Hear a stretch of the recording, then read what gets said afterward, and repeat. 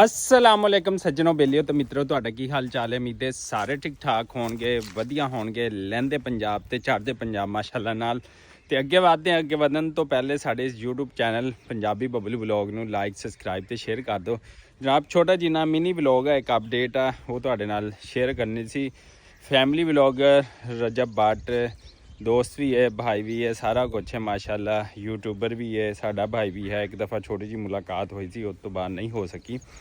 तो रजब भट्ट जड़ा एक तो है कि उन्हें सऊदी अरब च अपना बिजनेस स्टार्ट करने जा रहा है। दूसरी गल ये कि अपना जड़ा दोस्त है ना, वो बहुत जल्द वापस भी आ रहा है इंशाअल्लाह। तो सारियां जड़ियां उलमा इकराम ने उन्हां नाल अलहमदुलिल्लाह मामला तय हो जाएंगे इंशाअल्लाह। तो बहुत जल्द जड़ा ना वो पाकिस्तान आएगा, आकर माजरत भी करनगे कि कमियां गलतियां कुताहियां सारे कोलों होंदियां।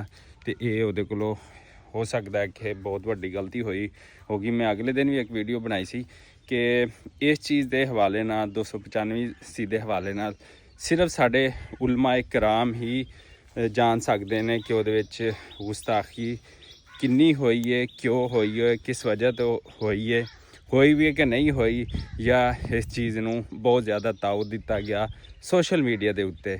तो लिहाजा जड़ा सब तो वड्डी खुशी की खबर है कि रजब भट्ट इंशाअल्लाह बहुत जल्द पाकिस्तान आएगा। तो इस दुआ उम्मीद के नाल जिथे रहो खुश रहो।